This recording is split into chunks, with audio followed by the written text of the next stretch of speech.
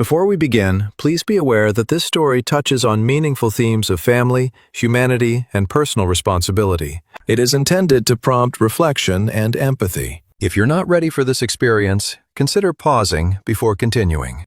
The city's central station was a monster of stone and echoes, a place where thousands of shoe soles clicked hurriedly on the cold marble, never stopping. In the middle of that rushing river of indifferent people, Mrs. Eliza was like a small island of stillness that everyone ignored. At 72, her figure was hunched over by the weight of a hard life, but her hands, though wrinkled and stained with dirt, handled the stems of the carnations and daisies with the delicacy of someone touching fine porcelain. Sitting on her small wooden stool, with her legs covered by a worn-out gray blanket, Eliza offered her bouquets, with a voice that could barely compete with the roar of the train announcements. To the majority of travelers, she was invisible, part of the furniture, an obstacle they had to dodge so they wouldn't miss the 5 o'clock train. However, that Tuesday afternoon, someone had seen her, someone who had crossed an entire country just to see her. The man was standing there, leaning against one of the massive columns of the station,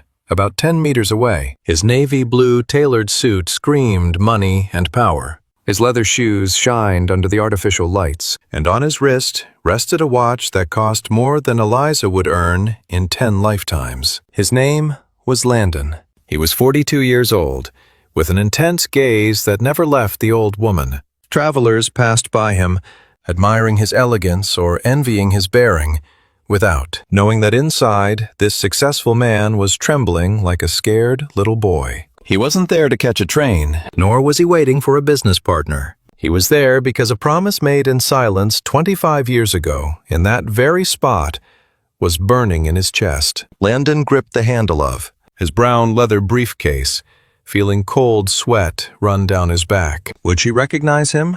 Or had time erased his face from the old woman's memory? Eliza adjusted the wool scarf over her head to protect herself from the freezing drafts that blew in every time the automatic doors opened. It was cold, that damp station cold that gets into your bones and makes old joints ache. Fresh flowers bring joy to your home, she murmured, holding out a bouquet of sunflowers to a young couple who passed by laughing, without even looking at her. The rejection didn't hurt her anymore. She had gotten used to being transparent. Her only worry was selling enough to buy her blood pressure medicine and some bread for dinner. She had no idea that a few steps away, a pair of dark eyes were analyzing her every move with a mixture of pain and reverence. Landon watched as she counted the few coins in her rusty tin can. That image of her counting pennies with such dignity was like a physical blow that transported him to the past, to a time when he wasn't Landon, the CEO, but simply Landy, the orphan boy of the streets. Friends of Tales of Kindness, welcome to a new story. We are facing a moment that defines a person's life. The reunion with the past. The tension in this station is palpable.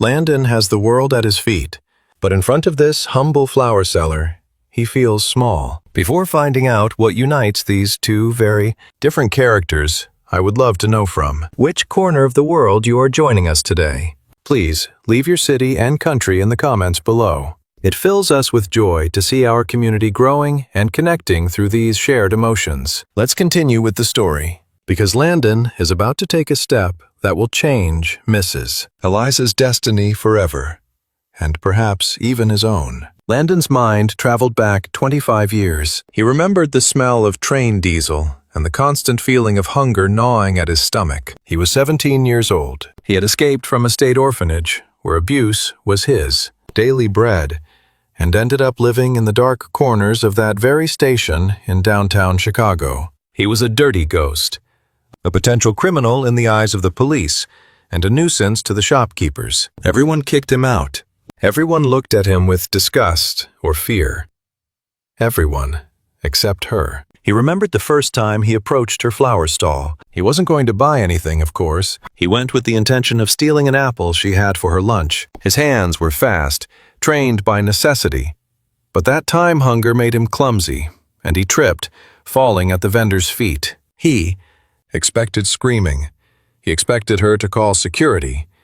He expected a blow. but what he received was something he had never known. Eliza, much younger back then, but with the same kind gaze, didn't scream. She struggled to crouch down until she was at his eye level. Landon remembered the terror he felt, shrinking away on the dirty floor, waiting for the punishment. But she simply picked up the apple that had rolled across on the floor, wiped it on her apron, and held it out to him. "You must be very hungry to risk yourself like that, son," she had said with a soft voice. There was no judgment in her words, only a deep understanding of human misery. That day, Landon didn't just eat an apple. He tasted the first bit of humanity he'd known in years. From then on, he became her protective shadow. He would carry the heavy boxes of flowers for her. She would share her humble sandwich with him. She told him he had intelligence in his eyes, that he wasn't born to be a station rat. She gave him a name when the world only called him Fief. Back in the present, Landon watched as a security guard approached Mrs. Eliza. His body tensed immediately, a conditioned reflex from his days on the streets. The guard, a bulky man with a nasty look on his face, stood in front of the old woman's small makeshift stall, blocking the light. "How many times do I have to tell you, Grandma?" The guard's voice boomed, echoing in the lobby. "You can't be here. You're in the way. Management wants to clean up the station's image, and well, you aren't helping." Eliza lowered her head in shame and began gathering her flowers with trembling hands. "Just a little longer, officer. It's rush hour. Maybe I'll sell something else," she pleaded. "No more waiting."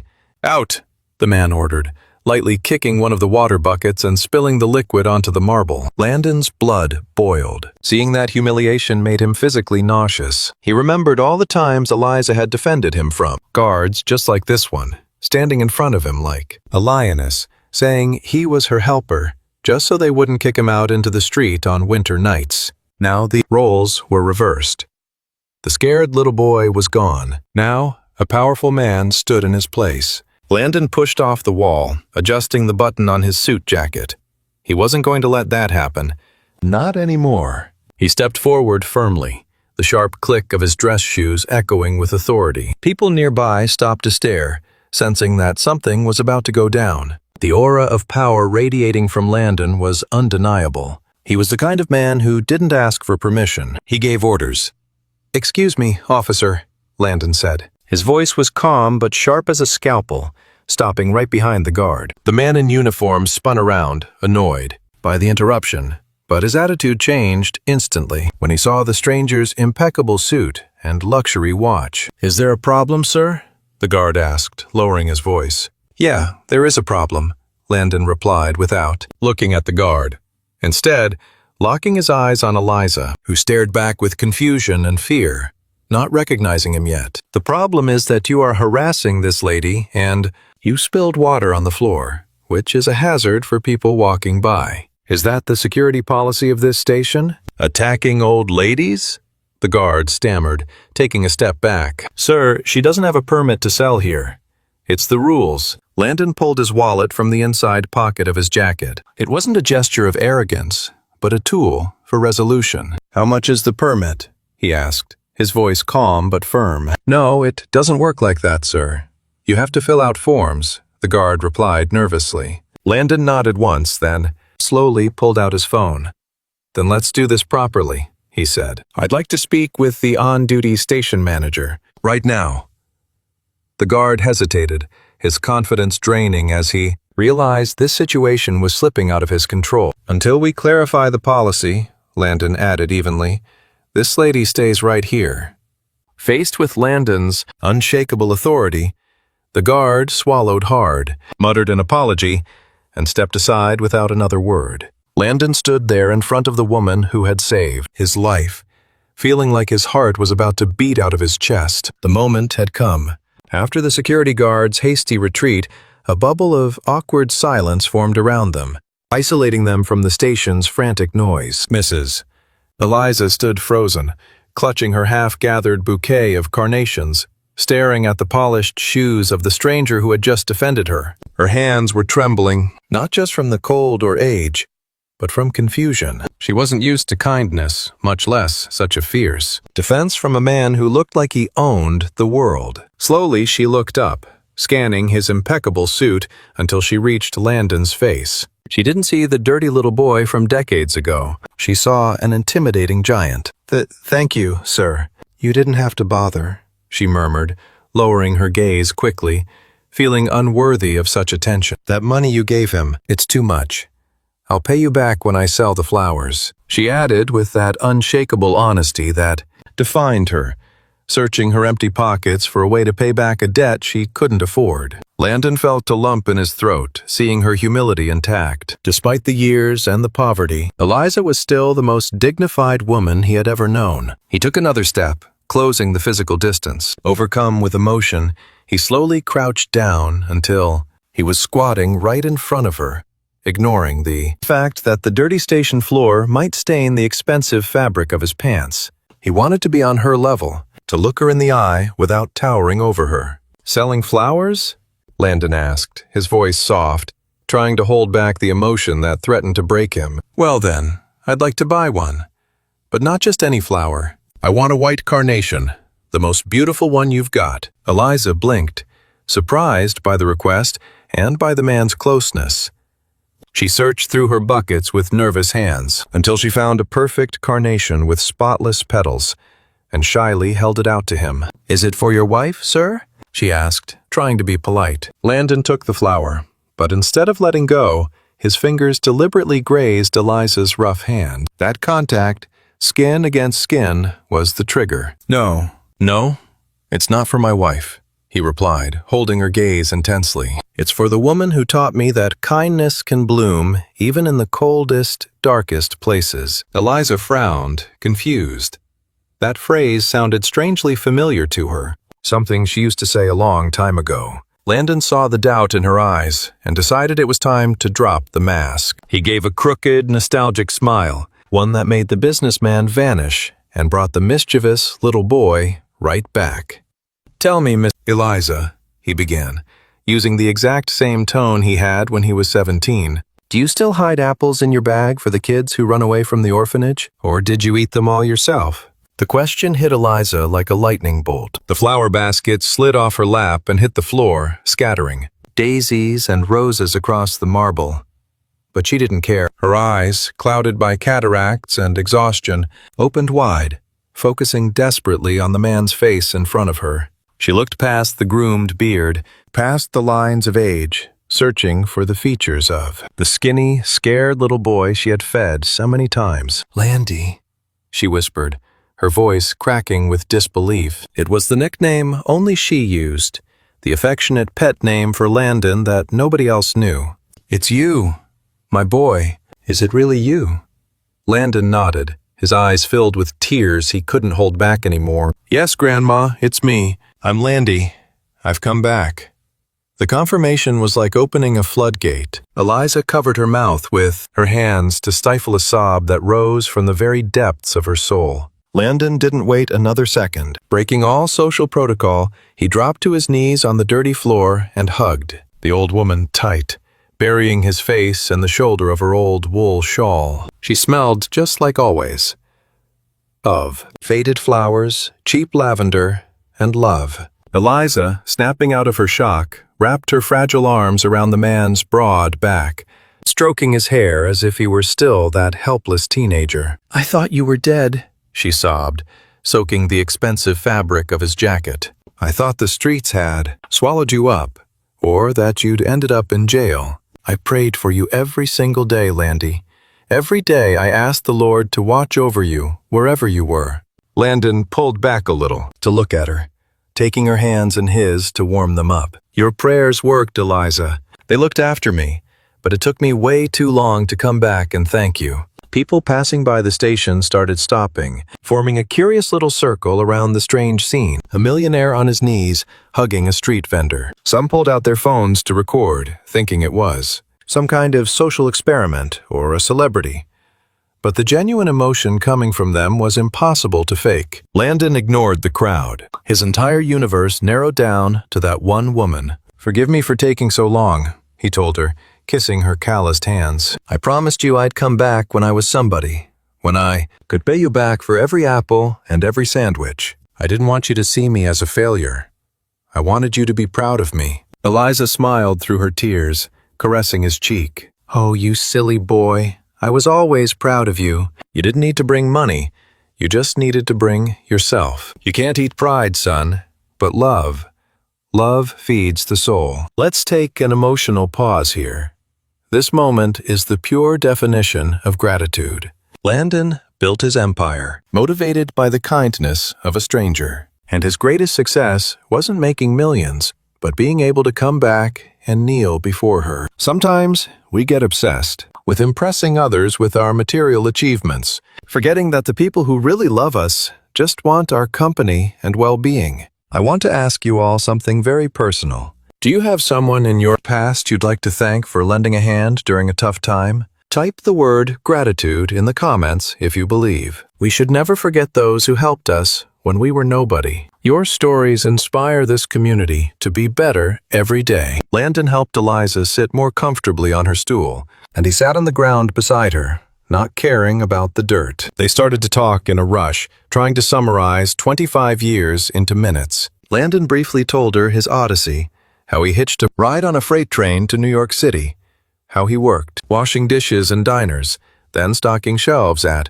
warehouses, how he studied online courses at night until he passed out, and how, with a mix of luck and brutal tenacity, he managed to found his own tech startup that revolutionized urban logistics apps. Every time I wanted to give up, I remembered you telling me I was smart, he confessed. I couldn't let you down. Eliza listened in awe, touching the fabric of his suit as if it were a dream. For her, seeing her little boy turned into a respectable gentleman was the greatest miracle of her life. Her sacrifice of sharing her little bit of food hadn't been in vain. She had saved a man. But then the conversation turned to her, and Landon's smile faded. "And you, Eliza, why are you still here?" he asked, looking at her worn-out clothes and patched shoes. "What happened to your house? I remember you lived in a little rented place near the old bridge." The old woman's face darkened. "Life takes many turns, son. After my husband passed away 10 years ago, the pension wasn't enough. The landlord raised the rent and, well, I had to leave. Now I live in a shared room at Mrs. Martin's boarding house on the other side of the city. It's not much, but I have a roof over my head." Landon felt a sharp pang of guilt. While he dined in luxury restaurants and slept in silk sheets, the woman who saved him was living in absolute poverty, selling flowers in the cold just to survive. Landon clenched his fists, swearing to himself that this situation would end this very day. He looked around the station, that hostile place that was stealing Eliza's health day after day. "No more," he said firmly. "Mrs. Eliza, gather your things. We're leaving." She looked at him, scared. "Leaving? Where to?" "I still have to sell these bouquets, Landy. If I don't sell, I can't pay for tonight at the boarding house." Landon stood up, dusting, off his knees, and held out his hand to her. "You're not going to sell even one more flower on this cold floor. Today you're coming with me. I've booked a suite at the best hotel in the city, and there's a hot dinner waiting for us. And tomorrow, we're going to fix your life forever. Please, trust me one more time, just like I trusted you when I was 17. Eliza looked at her buckets full of flowers and then at Landon's outstretched hand. Her survival instinct, forged after years of counting every penny, screamed at her that she couldn't abandon her merchandise, that every rose represented a piece of bread for the next day. "But Landy, I can't just leave all this here. It's money invested," she murmured with anguish, clinging to her routine like a life vest. Landon understood immediately. To her, those flowers weren't decoration. They were her life. Without letting go of her hand, Landon pulled out his wallet again and, with a quick and discreet gesture, took out several large bills. He turned toward a group of teenagers watching the scene with curiosity and signaled to them. "Guys," he told them, handing them the money and the flowers. "Hand out all these flowers to the people you see in the station. Tell them it's a gift from Mrs. Eliza, the queen of this place." The young men, surprised and excited, accepted the mission amidst laughter. Landon looked back at the old woman. "Done. All sold. Now let's go." Walking toward the station exit was like crossing a portal between two worlds. Eliza walked, clinging to Landon's arm, feeling the gazes of the other vendors and travelers. She was no longer the invisible old woman. She was on the arm of a king. Upon stepping out into the street, the cold night air was cut by the presence of a black limousine parked right in a no-parking zone, with a uniformed chauffeur holding the door open. Eliza stopped dead in her tracks, frightened by so much luxury. "Son, I can't get in there. Look at my shoes, my clothes." "I'm going to dirty those beautiful seats," she said, trying to back away. Landon squeezed her hand with tenderness and firmness. "Mrs. Eliza, that car is just metal and leather. You are worth more than everything inside it. If it gets dirty, it gets cleaned. But I won't allow you to walk even one more step in those broken shoes." With gentleness, he helped her in, treating her as if she were American royalty and not a street vendor. The interior of the vehicle was warm and smelled of new leather and citrus. Eliza sat on the edge of the seat, afraid to lean back, with her old bag pressed against her chest like a shield. Landon sat opposite her and poured her a glass of cool water from a crystal bottle. As the car glided silently through the illuminated avenues of Chicago, Landon watched Eliza's hands, those hands that had worked so hard, now trembling over the fine crystal. "How has your life been these years, Eliza?" he asked, wanting to fill the void. She sighed, watching the city lights blur past like shooting stars. "It's been lonely," she said. "When my husband died, I completely lost my way. We never had children, you know. You were the closest thing to a son I ever had. When you left, I was so proud, but my world got very small. I just had my flowers left." They listen, and they don't judge. Hearing about her absolute loneliness broke Landon's heart. They arrived at the city's most prestigious hotel, an imposing building of glass and golden lights overlooking Lake Michigan. When they walked into the lobby, the contrast couldn't have been sharper. Polished marble, gigantic, chandeliers, and people dressed in evening wear. Eliza shrank back, feeling like an intruder, a stain on a perfect painting. The receptionist and the concierge exchanged disapproving looks when they saw the old woman in her humble clothes. One of them started walking toward Landon, intending to lecture him about the dress code. But Landon stopped him with a single look, a stare so icy and authoritative that the employee froze in his tracks. Landon wrapped his arm around Eliza's shoulders, standing tall with pride. "This is my guest of honor," he said loudly, so everyone could hear.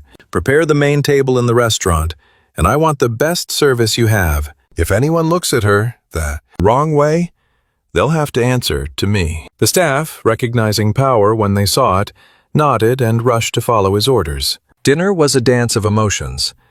Landon ordered simple but delicious dishes: cream soup, warm bread, tender stew, things that would comfort the stomach and the heart, with a side of classic American apple pie for dessert. When the food arrived, Eliza stared at the array of silver cutlery in panic. She didn't know which one to use and was terrified of making a fool of herself in front of her successful boy. Landon, sensing her distress, did something wonderful. He ignored the silverware, grabbed a piece of bread in his hand, and dipped it in the soup, eating with gusto. "Food tastes better this way, right, Grandma? Just like when we used to share your sandwiches on the station bench," he said, winking at her. Eliza relaxed, let out a nervous little laugh, and started to eat. Seeing him eat so simply gave her confidence back. For the first time in years, she ate until she was full. No cold leftovers, but hot food served with love. While they ate, Landon told her about his travels, but he always circled back to ask about her, making her feel important, heard, and valued. Let's take an important pause here. A true gentleman isn't the one who knows how to use every fork, but the one who makes others feel comfortable. Landon lowered his standards of etiquette to raise Eliza's dignity. We live in a world that often discards the elderly, or treats them with impatience, forgetting that they built the road we walk on. I want to ask you to reflect on the last time you showed a gesture of patience and deep respect to an older person. Type the word respect in the comments if you believe our elders deserve to be treated like kings and queens, regardless of their financial status. Let's fill this video with positive energy for our seniors. As dinner ended and the coffee was served, the mood turned more serious. Landon took Eliza's hand across the white tablecloth. Eliza, I didn't bring you here just to have dinner and reminisce about the old days, he began, his voice serious. I brought you here because I won't let you go back to that cold boarding house or sell flowers sitting on the pavement. I have the means, I have the money, and most importantly, I have a moral debt to you. Eliza pulled her hand away gently, her wounded pride showing in her weary eyes. Landy, I appreciate the dinner and the outing. It's been like a dream, but I'm not a beggar, and I don't want your charity. I've worked my whole life, and I'll die working. I'm not going to live off your handouts like some pet. Landon knew this would happen. He knew her iron will well. He couldn't just give her money. That would offend her. He had to offer her something that preserved her dignity and her sense of purpose. It's not charity, Eliza. It's justice, Landon insisted.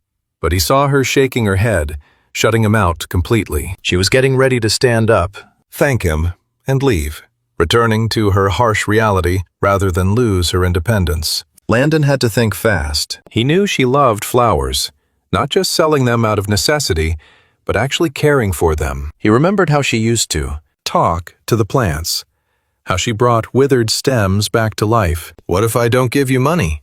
He proposed quickly. What if I offer you a business deal? A partnership? Eliza paused, intrigued but skeptical. A partnership? What are you talking about, boy?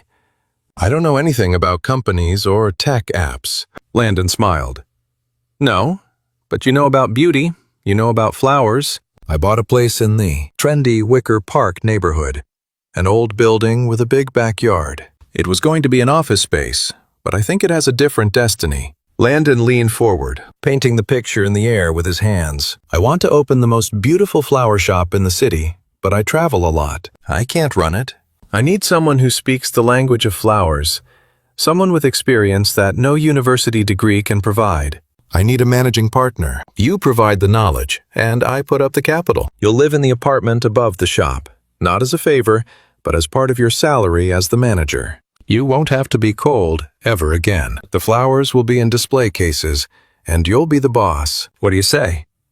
Eliza stared at him with her mouth open. He wasn't offering her eternal rest. He was offering her dignified work, a purpose, a kingdom of her own.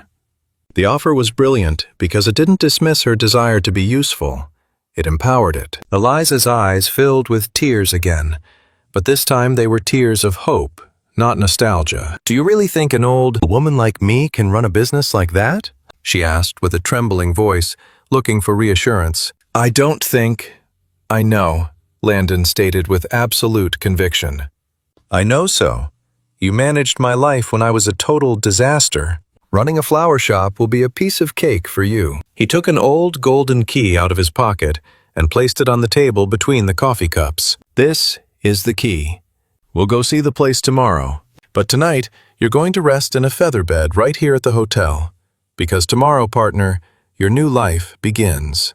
Eliza touched the key with one finger, as if afraid it might vanish. For the first time in 25 years, the future didn't look like a dark tunnel, but like a garden about to bloom. The next morning, Eliza woke up with a start, touching the Egyptian cotton sheets in a moment of panic, thinking she had fallen asleep on a station bench and was going to miss the first train of the morning. But the absolute silence and the golden light filtering through the heavy curtains reminded her this was real. It wasn't a dream.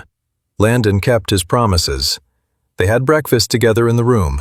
Her with a shyness that was slowly fading, and him with the energy of a kid on Christmas. Then they headed to the historic city neighborhood. The car pulled up on a cobblestone street in front of an old building, 2 stories high, with an exposed brick facade and huge windows screaming to be cleaned. This is it, Landon announced. The place had that nostalgic charm of something that was once grand and was waiting to be rescued.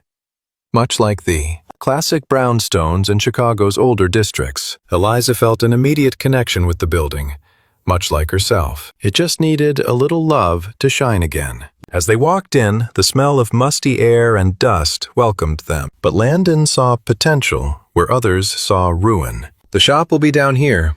Look at the height of these ceilings, Eliza. Imagine shelves all the way up, filled with orchids and hanging ferns. he said, gesturing with excitement. Eliza walked slowly, touching the walls, mentally visualizing where she'd put the long-stemmed roses and where the counter for making bouquets would go. For the first time in decades, her mind wasn't counting pennies, but designing beauty. Landon watched her in silence, noticing how she stood taller. She wasn't the defeated old woman from the station anymore. The professional spark had come back to her eyes. "It needs work.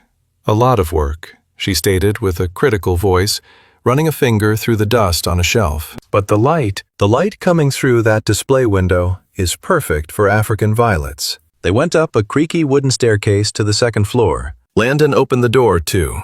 Reveal a modest but completely renovated apartment. There was a small kitchen with blue tiles, a living room with a reading chair that seems to hug you just by looking at it, and a bedroom with a big, fluffy bed. But the detail that broke Eliza wasn't the new furniture, but what was on the kitchen table. A fruit bowl full of bright red apples, alongside a fresh pot of coffee brewing with that familiar American diner aroma. Landon walked over and picked one up. "So you never forget that a simple apple can save a life," he told her, his voice cracking. Eliza covered her mouth, tears flowing freely. That apartment wasn't just a roof, it was a monument to her past kindness. Landon wasn't giving her a house, he was giving her back the dignity that life had unfairly stolen from her. "This is yours, Eliza. The deed is in your name. No one, absolutely no one, can ever kick you out of here," Landon assured her, handing her a leather folder. Eliza hugged it against her chest, feeling the weight of security for the first time in years. "And what if the business fails, Landon? What if I don't sell anything?" she asked with the lingering fear of poverty. Landon held her shoulders firmly. "If the business fails, we try again. But your home is yours. My financial success allows me to make sure you never go without anything. But I know you need the business for your soul, not for your pocket. That is the difference." That distinction changed everything. Eliza took a deep breath, letting out the stale air of 20 years of anguish, and nodded. She was ready. The following weeks were a total whirlwind of activity. Eliza's flower shop, a name Landon insisted on even, though she wanted something more low-key, started taking shape. Eliza surprised everyone, even Landon, with her boundless energy. She was directing the painters, arguing with the carpenters about the height of the tables, and personally hand-picking the flower suppliers at the local farmers market, where everyone remembered her and greeted her in shock at her transformation. She wasn't wearing old rags anymore. Landon took her shopping for comfortable but elegant clothes, soft wool sweaters, and high-quality trousers. With her hair done and her skin moisturized, Eliza looked 10 years younger. She turned into the boss lady Landon knew was inside her all along. He spent every afternoon there, not to supervise, but to learn from her and enjoy her company, making up for lost time, often sharing stories over Chicago-style deep-dish pizza deliveries. Let's pause for a second, too. Think about the concept of home, friends of Tales of Kindness. For Eliza, the apartment isn't just bricks and mortar, it's the end of fear. Have you realized how important it is to have a sanctuary where we feel safe and loved? Many of us take having a warm bed for granted, but for someone who has lived in the cold, it's the greatest luxury in the world. I want to ask you, what makes your house a true home for you? Is it an object, a person, or a feeling of peace? Type the word home in the comments if you believe everyone deserves a dignified place to rest their soul. I'd love to read your definitions of a sanctuary. Let's continue. Because opening day brings a final surprise. The day of the grand opening finally arrived. Landon, using his contacts in high society and the business world, had turned the event into the must-attend gathering of the week. Luxury cars started pulling up on the cobblestone street. Eliza, dressed in a lavender outfit that brought out her eyes, stood behind the counter trembling slightly. What if they don't like it? These people are used to luxury, and I'm just an old street vendor, she whispered nervously. Landon, looking impeccable in his tuxedo, kissed her forehead. You are the rarest and most valuable flower in this garden, Grandma. They have money, but you have class. That's something you can't buy. Just be yourself. Sell them emotions, just like you did with me. The doors opened, and the shop filled with soft music, the scent of jasmine, and curious people. To Eliza's surprise, she didn't have to pretend to be anyone else. People were captivated by her genuine knowledge. She wasn't just selling them red roses. She explained how to care for the petals, what each color meant in the old language, and which flower would last longest in their living rooms. Her passion was contagious. The society ladies, used to cold commercial transactions, found a maternal warmth in Eliza that disarmed them. Landon watched from a corner with a glass of champagne in his hand, bursting with pride. He watched the invisible vendor from the station become the center of attention, respected and admired. It wasn't an act of charity. It was recognition of the talent that had been hidden beneath poverty. Halfway through the evening, Landon called for silence and gently tapped his glass with a spoon. "Ladies and gentlemen, thank you for coming," he announced with his powerful, commanding voice. "You all know about my companies and my success, but very few of you know where I came from." An expectant silence filled the room. Landon walked over to the counter and wrapped his arm around Eliza. 25 years ago, I was just a hungry, dirty kid sleeping at Union Station. Nobody looked at me. Everyone was afraid of me, except for this woman right here." A murmur of astonishment rippled through the guests. She, who had less than anyone, shared her food with me. She saved me from growing up bitter and hateful. Today, this flower shop isn't just another business. It is a temple to gratitude. And Eliza isn't my employee. She is my mother at heart. And she is my hero. Genuine, warm applause erupted. Some guests were discreetly wiping away tears. Eliza, blushing bright red but beaming with happiness, hid her face against Landon's chest. "You're gonna make me cry in front of the customers." "Silly boy." She scolded him affectionately, but squeezed his hand tight. That night, the cash register was full, but that was the least important part. What mattered was that Eliza went to sleep in her apartment upstairs, knowing her life had meaning, that her kindness had planted an entire forest, and that she would never be alone again. However, the story doesn't end here. Years later, the legacy of this flower shop would touch another generation in an unexpected way. The years flew by over the city, but inside Eliza's garden, as everyone eventually ended up. Calling the place, time seemed to have its own rhythm, marked by the flower seasons. The business prospered beyond any financial expectations, becoming the official supplier for the best hotels and weddings in the region, even catering to events at iconic spots like Navy Pier. However, true success wasn't measured by the bank account, but by the community Eliza built around that wooden counter. She, who had been invisible at the station, became the neighborhood grandmother. Neighbors stopped by just to say hello. Kids would come in to get a free flower or a piece of candy, and many lonely people found a refuge in her shop where they could be heard. Landon kept his word. He never let her go without anything and visited her religiously every week, sometimes alone, sometimes with his wife. And children who grew up calling the woman who once sold carnations on the ground Grandma Eliza. One winter afternoon, 10 years after the grand opening, history seemed to repeat itself, like an echo of destiny. Eliza, now 82 years old and moving a bit slower, was closing up the register when she saw a small shadow pressed against the glass of the outside display. As she got closer, she saw a boy, no older than 12, looking hungrily not at the flowers, but at the fruit basket Eliza always kept on the counter out of tradition. The boy had dirty clothes and that alert look she knew all too well. The same look Landon had decades ago. Eliza's heart skipped a beat. She could have called the police or simply ignored him, but the memory of her own salvation was tattooed on her soul. She opened the door, letting in the freezing wind and the shivering boy.